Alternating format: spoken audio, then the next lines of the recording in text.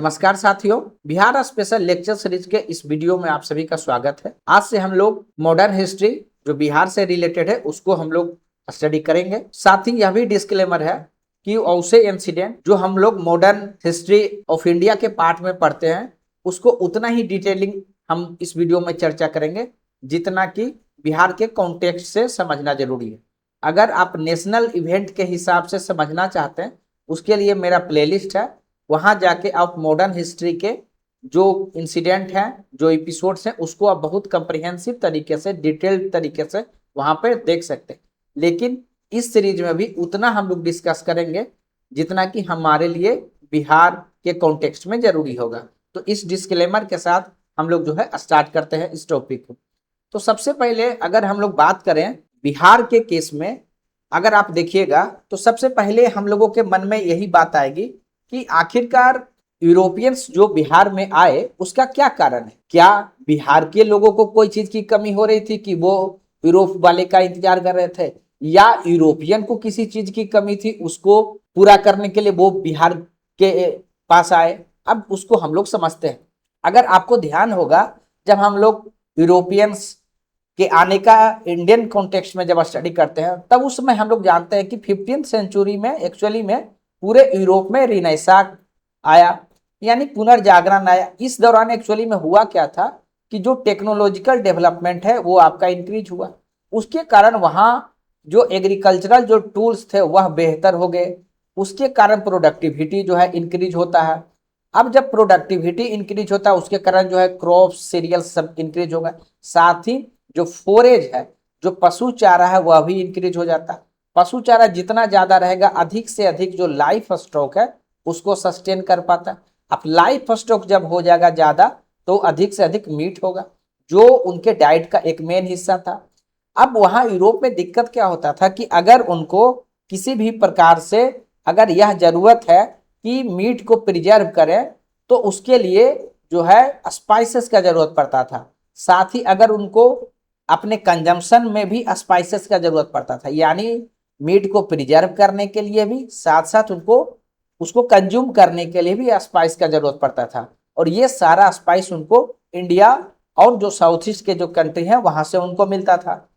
अब एक्चुअली में हुआ क्या था कि 15th सेंचुरी के में जब आपका ओटोमन एम्पायर का जब उदय हुआ और कॉन्स्टेंटिनोपुल जो है आपका उसका जो फॉल होता है, उसके बाद से जो ट्रेड रूट्स है, दो तरीके का ट्रेड रूट हो सकता है। एक आपका सी रूट्स था, एक आपका लैंड रूट्स था। अगर आप इसको देखिएगा गौर से, अगर यूरोपियन जो कंट्री हैं उनको अगर यहाँ पर आना है, इंडिया आना है, तो मेडिटेरियन सी के थ्रू स्वेज कनाल होते हुए, रेड सी के द्वारा अरेबियन सी होते हुए आ सकते हैं इंडियन कोस्ट पे।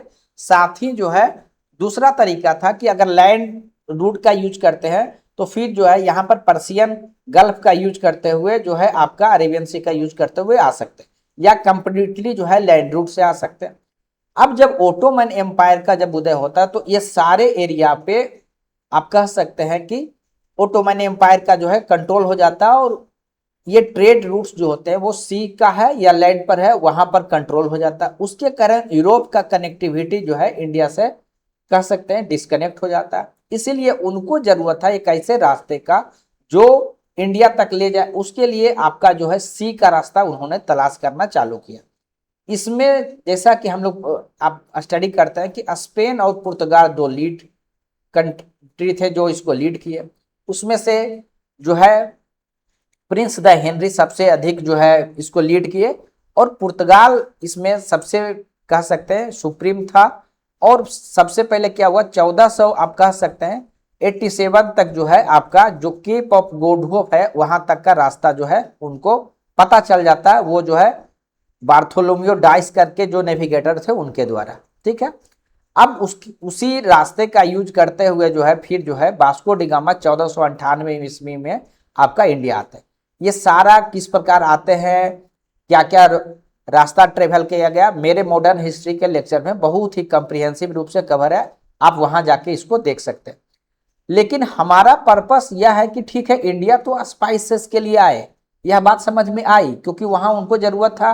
और एक चीज यहाँ पर यह भी ध्यान रखिएगा कि वो फ्रेश मीट जो है बहुत बार कंज्यूम नहीं कर पाते थे, क्योंकि होता क्या था कि वहां पे विंटर में इतना अधिक ठंड पड़ता था कि बहुत सारे लाइफ स्टॉक को उतना शेल्टर देना पॉसिबल नहीं हो पाता था। इसीलिए वहां क्या था ना कि मास स्लॉटरिंग की होता था, यानी कि उसको स्लॉटर करने के बाद उस मीट को प्रिजर्व किया जाता था। इसीलिए ह्यूज अमाउंट में जो है स्पाइसेस चाहिए होता, अन्यथा आपके दिमाग में यह बात आएगा ही कि फ्रेश मीट क्यों नहीं यूज करते थे। तो यही कारण था उसका। अब ये कारण तो हम लोग समझ गए कि इंडिया आने का जो रास्ता था, लैंड रूट सी रूट उनके पास डिस्कनेक्ट हो गए थे। साथ ही जो है ओटोमन एम्पायर का कह सकते हैं कि उदय हुआ। उसके बाद जो यूरोपियन जो व्यापारी थे, चाहे वो वेनिस के व्यापारी हों या फिर जेनेवा के व्यापारी हों, उनका आप कह सकते हैं कि इस रास्ते से जो है ट्रेड करना मुश्किल हो गया था। इसीलिए जो है पुर्तगाल के नेतृत्व में जो है सबसे पहले वास्को ड गामा जो है 1498 ईस्वी में जो है आपका इंडिया पहुंचते हैं। उसके बाद जो पुर्तगीज यहाँ पर आए, उन्होंने सबसे पहले जो वेस्टर्न कोस्ट के जितने कह सकते हैं क्षेत्र है उस पर अपना प्रभाव बनाया। ठीक है, उसमें सबसे पहले गोवा पर उनका जो है कंट्रोल होता, फिर बाकी जो क्षेत्र है दमन, दीव, बसीन, पूरा वेस्टर्न कोस्ट पर उनका प्रभाव बढ़ता है। अब धीरे धीरे एक बार जब वेस्टर्न कोस्ट पे प्रभाव बढ़ता है तो फिर वो ईस्टर्न कोस्ट में आपका हुगली पर भी जो है वो जाके कंट्रोल वो लोग अपना बनाते हैं।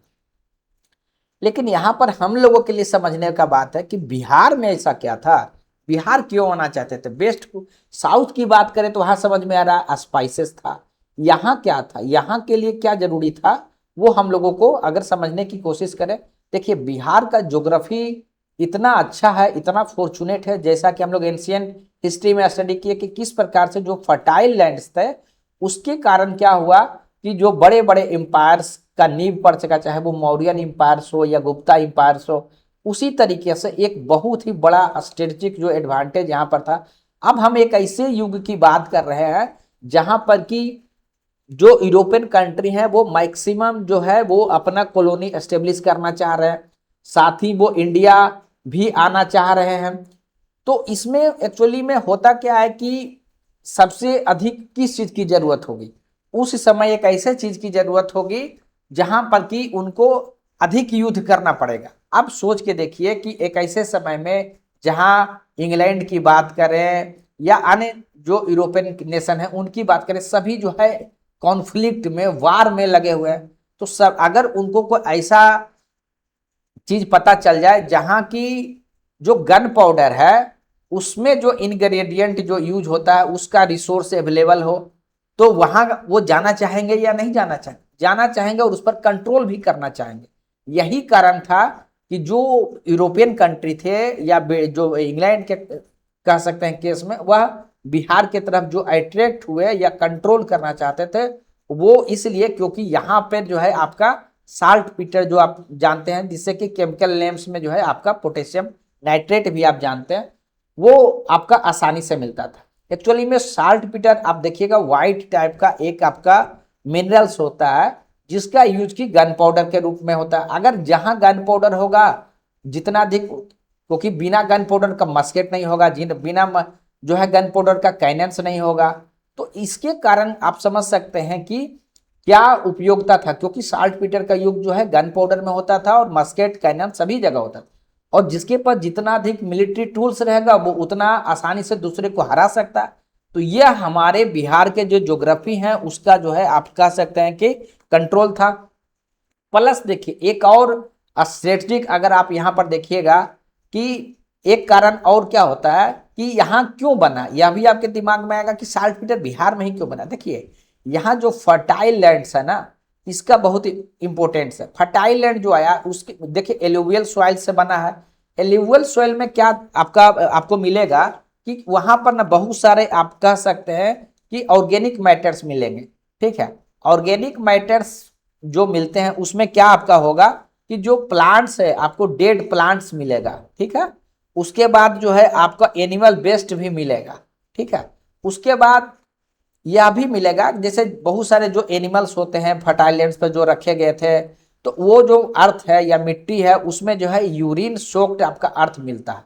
ठीक है, अब क्या होता है यहाँ का क्लाइमेट के कारण वो क्या चीज होता है, समझिए कि यहाँ का क्लाइमेट कैसा है कि आपको जो है हॉट होगा, फिर आप कह सकते हैं कि एक ड्राई स्पेल टाइप से आता। उसके कारण क्या होता है ना कि वहाँ जो बैक्टीरिया का जनरेशन होता है और वो बैक्टीरिया धीरे धीरे जो कह सकते हैं कि जो आपका जो वेस्ट है उसको वो कन्वर्ट कर देता है आपका नाइट्रेट में, नाइट्रिफिकेशन करके, ठीक है। तो उसके कारण क्या होता है, पोटेशियम नाइट्रेट बहुत मिल जाता था, यानी नेचुरली रूप से यह चीज डेवलप हो गया। अब उसको साल्ट पीटर को ना कोई बनाया ना उसकी खेती करना पड़ता था, ठीक है। ये आप कह सकते हैं कि नेचुरली रूप से मिल गया क्योंकि एलुवियल प्लेन्स होने के कारण।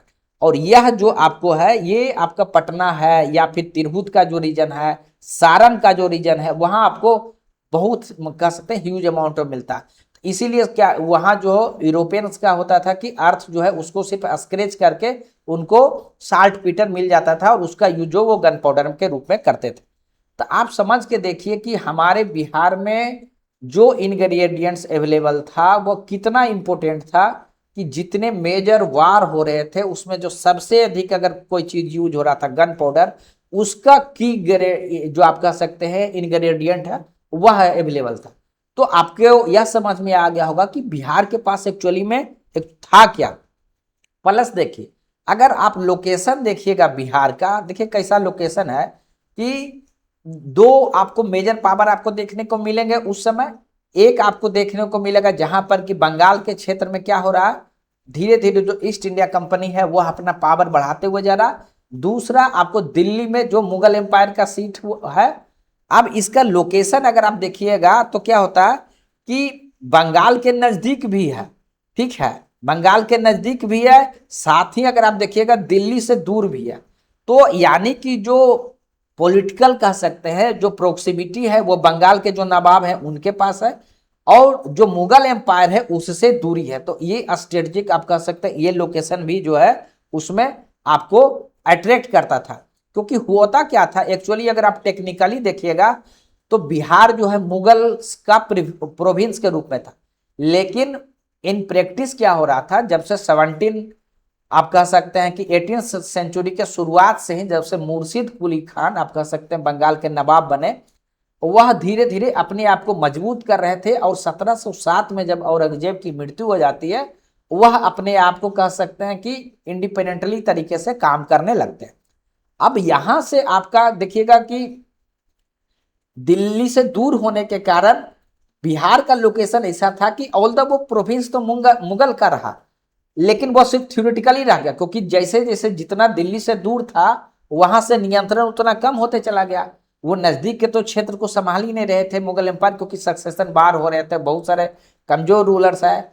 इसीलिए थ्योरेटिकली रिवेन्यू एडमिनिस्ट्रेशन पर बिहार में कंट्रोल जो है आपका बंगाल के नवाब का हो गया। ये कह सकते हैं कि आपका जो है आपका बहुत ही लोकेशन वाइज इसका जो है आपको इंपोर्टेंस था, ठीक है। इस यही कारण क्या हुआ कि बिहार में कोई भी जो घटना हुआ वह प्रभावित होता था, कोई भी आप कह सकते हैं अगर उस कोई भी घटना अगर बंगाल में होता था, क्यों, क्योंकि जो है उसका आप कह सकते हैं प्रैक्टिकली जो कंट्रोल था वह जो है बंगाल के नवाब के पास ही था। तो ये इस कॉन्टेक्स्ट में आपको जो है उसमें आपको समझना है, ठीक है। अब हम लोग आगे चर्चा करते हैं कि आखिरकार कौन कौन से यूरोपियन जो है आपका बिहार में आए हैं। अब अगर आप देखिएगा ट्रेड की बात अगर कीजिएगा तो देखिए हम आपको चर्चा किए कि क्या इंपॉर्टेंस था, इसीलिए आप किसी का भी अगर आप कॉन्टेक्स्ट में देखिएगा सब के कॉन्टेक्स्ट में आपको साल्ट पीटर और कॉटन टेक्सटाइल देखने को मिले, क्योंकि ये हमारे मेन जो कह सकते हैं गुड्स है वो बिहार से जो एक्सपोर्ट किए जा सकते थे वह था। तो आप ट्रेड का एडवांटेज अब समझ गए। प्लस देखिए अगर आप लोकेशन वाइज भी अगर आप देखिएगा पटना का लोकेशन अगर आप देखिएगा तो वह ब्रिटिशर्स के आने के पूर्व ही आप कह सकते हैं कि रिवर रूट के माध्यम से जो है कनेक्टेड था, ठीक है। तो हुगली तक का जो कनेक्शन है रिवर रूट के माध्यम से पटना से पहले से था, तो यह चीज जो है ट्रेड के लिए बेनिफिशियल था। तो ये सारे पॉइंट्स आप कह सकते हैं बिहार को कह सकते हैं एक अट्रैक्टिव जो है प्लेस बना रहा था यूरोपियंस के लिए भी। अब इसमें अगर हम पुर्तगीज की बात करें तो पुर्तगीज आपका 17वीं सेंचुरी में सबसे पहले आए, जैसा आपसे चर्चा की कि हुगली में बेस बना और फ्रिक्वेंटली जो है रिवर रूट के माध्यम से जो है वो पटना आते रहते थे। और जिस प्रकार पूरे एक्चुअली में हुआ क्या कि पुर्तगीज का अगर आप डिक्लाइन की बात कीजिएगा तो सबसे पहले आपको यह जानना चाहिए कि उनका ज्यादातर प्रभाव जो है वेस्टर्न कोस्ट पे रहा। हुगली में वहां उन्होंने प्रयास किया था, लेकिन वो बहुत जल्द ही उनका प्रभाव कम हो गया, क्योंकि उनके द्वारा सर्टेन कुछ उस तरीके के आप कह सकते हैं कि एक्ट किए गए, जैसे कि जो मुमताज थे उनके 2 स्लैब्स को जो है सीज कर लिया गया था, उससे बहुत नाराजगी था मुगल एम्पायर में। ठीक है, तो इसलिए शाहजहां के द्वारा जो है इसको कह सकते हैं हुगली पर जितना इनका फैक्ट्री वगैरह था उसको नष्ट कर दिया गया था। सर्टेन मुगल्स जो शिप्स थे उन पर भी पुर्तगीज के द्वारा अटैक किया गया था, क्योंकि आपको पता है कि पुर्तगीज लोग जो है ब्लू वाटर पॉलिसी का यूज करते थे कि अगर कोई शिप अगर चलेगा अरेबियन सी में तो वह उसके लिए पास लेना पड़ेगा पुर्तगीज से। तो इन सारी चीज के कारण साथ ही बीच में एक वार हुआ जिसमें कि इंग्लिश के द्वारा यानी ब्रिटेन के द्वारा जो है नेवल वार में जो है पुर्तगीज को हरा दिया गया था। ठीक है, उसके कारण जो कह सकते हैं मुगल एम्पायर अब कॉन्फिडेंस थे कि नेवल सुपरियोरिटी में सिर्फ पुर्तगीज ही नहीं है, ब्रिटेन भी है, तो आप कह सकते हैं दुश्मन का दुश्मन दोस्त होने लग जाता था। इसीलिए जो है आप कह सकते हैं ब्रिटिशर्स के साथ सिंपैथी धीरे धीरे जो है होने लगा और पुर्तगीज का ये सब डिक्लाइन का कारण बना, जो हम लोग मॉडर्न हिस्ट्री में बहुत डिटेल से पढ़ते हैं। तो ग्रेजुअली आप कह सकते हैं कि इंपोर्टेंस हुआ, क्योंकि जैसे जैसे यूरोपियन पावर्स आए इनका प्रभाव घटता चला गया। उसी प्रकार से डच के केस में अगर आप देखिएगा तो सबसे पहले जो है 1632 ईस्वी में पटना में उनके द्वारा जो है फैक्ट्री जो है एस्टेब्लिश कराया गया था, और 1759 में 1759 में बैटल ऑफ बेदारा में जो है उनको डिफीट मिलता है। उसके बाद उनका प्रभाव कम होता है। एक्चुअली में अगर आप देखिएगा तो डच जो है सही में एक कह सकते हैं कि ट्रू राइवल्स थे, कॉमर्शियल राइवल्स भी थे, आपका कह सकते हैं कि मिलिट्री कैपेसिटी भी था। लेकिन बैटल ऑफ बेदारा में आप कह सकते हैं उनकी हार हुई, और उसके बाद से उनका सारा फोकस जो है साउथ ईस्ट एशिया के तरफ जो है उनका चला गया, यानी कि आप कह सकते हैं जितना भी जावा सुमात्रा इत्यादि के जो आइलैंड है उस पर उनका फोकस जो है बढ़ता है। उसके बाद फ्रेंच की अगर आप बात कीजिएगा तो 1734 में सबसे पहले जो है आपका पटना में जो है वो फैक्ट्री लगाता है। फैक्ट्री का पर्पस वो होता है वेयर हाउस होता है, फैक्ट्री मतलब मॉडर्न फैक्ट्री से नहीं समझिएगा। अब इनका जैसे जैसे आप कह सकते हैं आप बैटल ऑफ प्लासी के समय या जो 7 इयर्स बार्स आपको जब यूरोप में खत्म होता है उसके बाद ही आप धीरे धीरे आपको प्रभाव जो है फ्रेंच का कम होने लगता है। ठीक है, उसके बाद अगर डायनिस की बात कीजिएगा तो इनका प्रभाव ऑलरेडी बहुत कम था, और फाइनली जो है आपको जो कह सकते हैं पहले से ही वो ब्रिटिशर्स को कह सकते हैं कि वो लूज कर चुके थे, उसको एक ऑफिशियली रूप देने के लिए 1845 में एक रिटेन जो है आपका डॉक्यूमेंट बनता है जिसमें कि जो एरिया रहता है उसको सोल्ड आउट की बात की गई है। ठीक है, तो हम लोग देखें कि किस प्रकार से पुर्तगीज जो है सबसे पहले आए, लेकिन अंतिम तक अगर आप देखिएगा तो ब्रिटिशर्स ही थे जो एक्चुअली में वहां पर सस्टेन कर सके। अगर हम लोग इसके थोड़ा सा अगर उसके बैक में जाए कि आखिरकार ब्रिटिश के पास क्या था कि वो मतलब टिके, बाकी लोग नहीं टिक पाए, तो देखिए सबसे पहले आपको यह समझना चाहिए कि जो आपका डच थे या फिर जो आपको ईस्ट इंडिया कंपनी थे, ये दोनों ज्वाइंट स्टॉक कंपनी थे। ठीक है, जबकि अगर आप पुर्तगीज की बात कीजिएगा तो यह स्टेट इंटरप्राइजेस था, यानी कि गवर्नमेंट के द्वारा जो है यानी गवर्नमेंट के द्वारा स्पॉन्सर होने के कारण क्या होता था, उनका डिसीजन यूनिफाइड नहीं हो पाता था, कमांड यूनिफाइड नहीं हो पाता था, उनको डिसीजन लेने में बहुत अधिक समय लगता था। एक एक चीज जिस प्रकार आप सरकारी प्रक्रिया में आप देखते हो कि क्योंकि डिसीजन मेकिंग में बहुत सारे स्टेप से गुजरना पड़ता तो थोड़ा विलंब होता। वहां पर क्या था, वो एक कॉर्पोरेट कंपनी के रूप में आप इमेजिन कीजिए ईस्ट इंडिया कंपनी को या फिर डच को। अभी आपको ध्यान देना है कि यहाँ पर वहां के क्राउन का डायरेक्ट रोल नहीं आ रहा है, यहाँ पर वो ईस्ट इंडिया कंपनी के रूप में वो है, उसी तरीके से डच एक कंपनी के रूप में यहाँ पर हुआ, तो उनका डिसीजन उस तरीके से हो रहा। प्लस नेवल सुपरियोरिटी अगर आप देखिएगा ब्रिटेन का तो सबसे अधिक था, वह कारण था।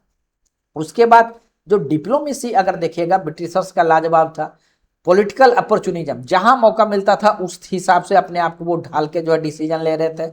उसके बाद वो उन्होंने एक बहुत ही कह सकते हैं सीक्वेंस का फॉलो किया, धीरे धीरे वो सीक्वेंस से अपने राइवल्स को वो इलिमिनेट करते चले गए। जैसे बैटल ऑफ बेदारा में जो है सबसे पहले डच को खत्म किए, फिर जो है फ्रेंच के साथ जैसे ही प्लासी बैटल ऑफ प्लासी के बाद या 7 इयर्स बाद के बाद कह सकते हैं उनका प्रभाव कम होने लगा। उसी प्रकार डेनिस को भी 1845 में जो भी उनका लैंड था उसको परचेज करके सोल्ड करने के माध्यम से उनको समाप्त किया गया। तो खैर ठीक है, क्यों ब्रिटिशर्स यहाँ पर टिके, क्यों बिहार का इंपोर्टेंस था, ये हम लोग अभी तक समझे। अब हम लोग थोड़ा सा देखते हैं कि ब्रिटिश ईस्ट इंडिया कंपनी के बारे में। अगर बिहार के कॉन्टेक्स्ट में अगर आप देखिएगा तो सबसे पहले 1620 ईस्वी में पहला जो फैक्ट्री है वो आलमगंज यानी पटना के में जो है आपका साल्ट पीटर ट्रेड के लिए जो है स्टेब्लिश हुआ।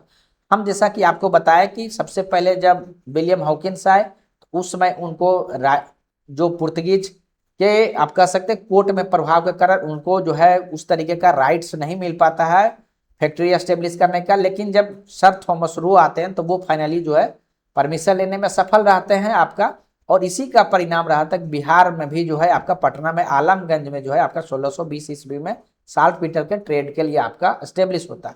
1621 ईस्वी में फैक्ट्री को क्लोज भी किया जाता है। यहाँ पर क्लोज किया जाता है, इसका मतलब आपको क्या पता चल रहा है, यहाँ आपको यह पता चलना चाहिए कि यहाँ पर अभी भी जो प्रभुत्व है वो किसका है, मुगल इंपेरियर का है। यानी अभी उनका पावर पूरा समाप्त नहीं हुआ। ध्यान रखिए यह पीरियड कब का है, 1707 के पहले का है। मुगल एम्पायर आपको मेजर तरीके से डिग्रेड होता है, डिसइंटीग्रेट होता है जब औरंगजेब की मृत्यु होती है। यानी यहाँ अभी मुगल्स उस स्थिति में है कि उनका नियंत्रण बना हुआ है। ठीक है, फाइनली परमिशन से 1655 में एक परमानेंट फैक्ट्री भी जो है आपका गुलजार बाग पटना में लगता है। अगर जो यहाँ आने वाले ट्रेवलर्स की अगर बात कीजिएगा, जॉन मार्शल या पीटर मुंडी 1630 से 1634 के बीच में देखे गए शाहजहां के समय, यह क्या दिखाता है, यह दिखाता है कि लॉन्ग बिफोर से ही जो है बिहार का एक रिकॉग्निशन मिला हुआ था इंटरनेशनल ट्रेड सेंटर के रूप में। तभी यहाँ जो है लोग आते थे यहाँ के एक्सप्लोर करने के लिए, ट्रेड करने के लिए। यह हमको यहाँ से देखने को मिलता है। टैक्स डिस्प्यूट की बात कीजिएगा, देखिए जो शाइस्ता खां है उनके द्वारा 1680 की बात करते हैं 3.5% ब्रिटिश गुड्स पे जो है टैक्स आपका लगाया गया। यानी अभी भी यानी कि अभी उन पर टैक्स लगाया जा रहा है। एक समय के बाद जब उनको जो है फ्री ट्रेड का मिल जाएगा वहां पर उनको किसी प्रकार का टैक्स नहीं देना पड़ेगा। स्टेट यानी गवर्नर के द्वारा, बंगाल का जो गवर्नर है शाइस्ता खां, उनके द्वारा जो है आपका टैक्स लिया जा रहा है। मुगल जो आप कह सकते हैं, यानी मुगल एम्पायर जो है अभी भी शक्तिशाली है और इनके ट्रेड पर कंट्रोल है। लेकिन आपको यहां से देखने को मिलेगा 1713 ईस्वी में भी फर्रुखसियार, यानी 1707 के बाद भी 6 साल के बाद फर्रुखसियार उसी स्थिति में है कि फैक्ट्री को क्लोज कराते हैं। लेकिन 1718 में रीओपन होता है। ठीक है, अब उसके आगे हम लोग देखेंगे कि किस प्रकार से फर्रुखसियार के द्वारा जो है उनको फरमान वगैरह दिया गया, वो हम लोग आगे चर्चा करेंगे। अब क्या होता है कि अब 1700 अगर ब्रिटिश पावर का बिहार के केस में अगर आप देखिएगा 1757 यानी बैटल ऑफ पलासी के बाद देखिएगा कि मोनोपोली हो गया उनका साल्ट पीटर ट्रेड में जो बिहार में था। अब सोच के देखिए कि जब वो मोनोपोली हो जाएगा तो यानी जितना भी गन पाउडर का इंग्रेडिएंट था वो सिर्फ ब्रिटिशर्स को मिल रहा है, तो राइवल्स को हराना और आसान होगा क्योंकि उनके पास और मिलिट्री का कह सकते हैं ये हुआ। 1767 में एक घटना हुआ है, उसको भी आप ध्यान रखिएगा, आगे हालांकि चर्चा करेंगे। देखिए 1764 में क्या होता है, बैटल ऑफ बक्सर जो है आपका जीता जाता है ब्रिटिशर्स के द्वारा। उसके बाद भी जो है सिताब राय को नवाब बनाया जाता है। क्यों बनाया जाता है, आपके मन में यह आएगा कि जब बैटल ऑफ बक्सर में इनको दीवानी राइट्स मिल गया तब भी यहाँ पर क्यों जरूरत पड़ा सिताब राय को रिवेन्यू कलेक्शन के लिए। देखिए 1764 ईस्वी तक भी ब्रिटिशर्स का किसी प्रकार का रिवेन्यू कलेक्शन का सिस्टम डेवलप नहीं हो पाया था। साथ ही वह यह भी नहीं चाहते थे कि जो है हम लोग डायरेक्ट जो है उस रूप में पहचाने जाएं कि जो विदेशी के द्वारा कब्जा किया जा रहा, फॉरेन कॉन्क्वेस्ट किया गया। ठीक है, उसके बाद उसमें रिसोर्स भी खर्च नहीं करना चाहते थे रिवेन्यू कलेक्शंस में। तो यह अभी भी वो फुल कॉन्फिडेंट नहीं थे कि वह डायरेक्ट जो है रिवेन्यू कलेक्ट कर पाएंगे। इसलिए लोकल जो एलिट थे, लोकल जो प्रभावी लोग थे, उन्हीं का यूज करके वो रिवेन्यू कलेक्शन करना चाहते। इसीलिए 1767 में जो है सिताब राय को जो है वहां पर अपॉइंट किया गया। ठीक है, तो यह चीज जो है आपको ध्यान रखना चाहिए। उसके आगे हम लोग चर्चा करते हैं। अब देखिए यहां से कहानी स्टार्ट होता है ब्रिटिश कॉन्क्वेस्ट का। ये बहुत ही इंपॉर्टेंट आपका चीज है। फर्रुखसियार के द्वारा जो फरमान दिया गया है इसको हम लोगों को समझना चाहिए कि किस प्रकार से जो है फरमान का अगर आप नॉर्मल मीनिंग कहीं देखिएगा तो इसका मीनिंग क्या होता है ना, रॉयल ऑर्डर, यानी जो कह सकते हैं जो भी उसमें पावर में है उसका जो है आदेश, ठीक है। यानी एक तरीके से जो सोवरेन पावर है उसके द्वारा कंसेशन दिया गया, ठीक है। कंसेशन किस चीज पे दिया गया, तो ट्रेड राइट्स पे जो है उनको दिया गया था। अब यहाँ जो फरमान दिया गया, जो रॉयल ऑर्डर उनको मिला, उसके द्वारा कंपनी को दो चीज के लिए परमिशन मिल गया कि ड्यूटी फ्री, यानी जो शाइस्ता खान के द्वारा जो 3.5% टैक्स उसमें लिख रहा था, अब ये सारा चीज खत्म हो गया और वहां बंगाल, बिहार और उड़ीसा में उनको किसी भी प्रकार का जो है टैक्स नहीं देना था। और साथ ही जो है इनको क्वाइंस भी मिंट करने का, यानी सोच के देखिए ब्रिटिशर्स जो है सिक्का जो है खुद से जो है मिंट कर सकते थे। अब एक्चुअली में यह आपके दिमाग में आएगा कि इतना ऐसा क्यों दिया गया, क्योंकि सक्सेशन वार चल रहा था, हर किसी को पैसे का जरूरत था। तो उस समय कोई एम्पायर को यह कन्विंस किया कि इसके द्वारा आपको अधिक से अधिक पैसा मिल सकता है, तो उसी आप कह सकते हैं परसुएशन में जो है मिंट का भी दे दिया गया। और ड्यूटी फ्री जो दिया गया था उसके बदले जो है उनको फिक्स जो है आप कह सकते हैं अमाउंट जो है प्रोमिस किया गया था ब्रिटिशर्स के द्वारा कि पर एनम हम 3,000 रुपीज देंगे, उसके बदले में हम जो है ड्यूटी फ्री ट्रेड करेंगे। तो क्योंकि राजा वीक थे, इंपेरियर वीक थे, तो उनके द्वारा जो है ये जो कह सकते हैं कंसेशन जो है दे दिया गया, ठीक है। अब अगर इसको आप कंसेप्चुअली समझिए, देखिए है क्या कि एक जो रॉयल कंसेशन दिया गया एक ऐसे इंपेरियर के द्वारा दिया गया जो खुद ही उसको आप कह सकते हैं कि इन्फोर्स करने की स्थिति में नहीं है, क्योंकि वो इतने कमजोर हैं कि अगर उनके रॉयल जो ऑर्डर है उसके आधार पर जो भी गवर्नेंस है अगर उसको नहीं मानेंगे, तो जो इंपेरियर उस स्थिति में नहीं है कि अगर कोई बंगाल का जो गवर्नर है वह अगर बोलेगा कि हम नहीं मानते हैं इस रॉयल ऑर्डर को, इस फरमान को, तो फिर मुगल इंपेरियर कुछ नहीं कर सकते थे। यानी एक मात्र कह सकते हैं कागज का टुकड़ा ब्रिटिशर्स के द्वारा लिया गया, लेकिन उसका यूज आप कह सकते हैं लिजिटमेसी के रूप में किया गया। ब्रिटिशर्स को भी पता था कि अगर कोई जो गवर्नर बीच के होंगे, जहां बंगाल, बिहार, उड़ीसा के जो है अगर नहीं मानेंगे तो मुगल इंपेरियर कुछ नहीं करेंगे, लेकिन उनके पास लिजिटमेसी है और वो अपने माइट का यूज करते हुए उनसे कॉन्फ्लिक्ट कर सकते हैं या उन पर प्रभाव जो है बना सकते हैं। ध्यान रखना है इस समय जो बंगाल के रूलर थे वो थे मुर्शिद कुली खान। मुर्शिद कुली खान के बाद जो है उनके सन इन लॉ बनते हैं सुदौल्ला खान, उसके बाद जो है फिर जो है सरफराज खान बनते हैं, और उसके बाद जो मेन प्रोमिनेंट आप कह सकते हैं जो बनते हैं रूलर वो 1740 से 1756 में, वो है अलीवर्दी खान, जो मिलिट्री कमांडर थे और उनके द्वारा जो कह सकते हैं कि जो किल करने के बाद जो है वो गद्दी पर बैठते हैं, ठीक है। तो यह बात हम लोगों को ध्यान रखना चाहिए कि अलीवर्दी खां और मुर्शिद कुली खां ठीक ठाक कह सकते हैं स्थिति में बंगाल को रखे हुए थे, और ब्रिटिशर्स के साथ ये दौर था कॉन्फ्लिक्ट का, तो उनको लड़ने के लिए जो लिजिटमेसी मिल रहा था वह जो है इसी फरमान के बदौलत जो है उनको मिल रहा था। यानी उस कागज के टुकड़े के कारण दिक्कत नहीं था, जो पावर में डिफरेंस हो गया था वह कॉन्फ्लिक्ट का कारण आपका बनता है। अब ये तो ये बात हो गया। अब यहाँ क्या हुआ कि एक फरमान जो है जो दस्तक, यानी जो फ्री जो ट्रेड उनको करने का जो मिला था उसको बोलते हैं दस्तक। अब दस्तक का मिसयूज एक्चुअली में बहुत होने लगा। अब ये बात ठीक है कि ईस्ट इंडिया कंपनी का जो गुड्स था अगर वहां तक व्यापार में सीमित रहता, अगर किसी प्रकार का ड्यूटी नहीं दिया जाता तब भी कुछ तक बर्दाश्त किया जा सकता था नवाब के द्वारा। लेकिन हुआ क्या कि जो प्राइवेट गुड्स है ना उसके लिए भी इसका यूज किया जा रहा था। अब उसके कारण क्या होगा, कोई भी जो इंपेरियर होंगे उनको लगेगा कि इसका तो नुकसान होगा, उसके कारण जो स्टेट का ट्रेजरी है उसका रिवेन्यू गायब होगा। साथ ही जो वहां के इंडियन मर्चेंट्स थे उनके साथ भी डिस्क्रिमिनेशन है, क्योंकि एक ऐसा इंडियन मर्चेंट जो जिसको कि हर चेक पोस्ट पे टैक्स देना पड़ेगा, जबकि जो ब्रिटिशर्स हैं उनको कहीं अगर ड्यूटी नहीं लगेगा, तो यह भी था। इसके कारण आप कह सकते हैं कि यह कॉन्फ्लिक्ट जो है इंपेरियर के साथ जो है उनका सॉरी इंपेरियर नहीं, जो नवाब है उनके साथ जो है ब्रिटिशर्स का चलते रहा था, ठीक है। अब हम लोग देखते हैं 1756 में आते हैं। एक्चुअली में 1740 से 1756 के बीच अलीवर्दी खान रूल कर रहे थे।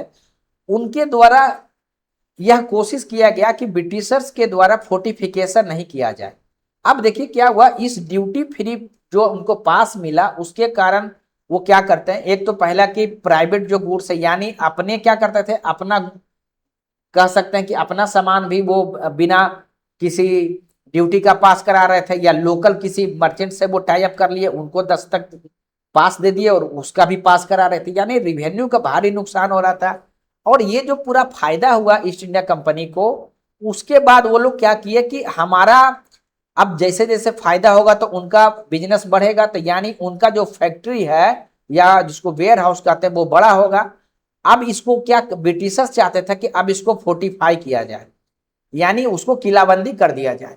अब इसको अलीवर्दी खान जो 1740 से 1756 के बीच थे वो तो समझ तो रहे थे, लेकिन क्योंकि उनका एज ज्यादा था तो वो इस स्थिति में नहीं थे कि बहुत विरोध कर पाए। अब उसके बाद क्या हुआ, अलीवर्दी खान के बाद जो है वहां गद्दी पर बैठते हैं सिराजुद्दौला। एक्चुअली में अलीवर्दी खान को कोई बेटा नहीं था, उनको 3 बेटी ही थी।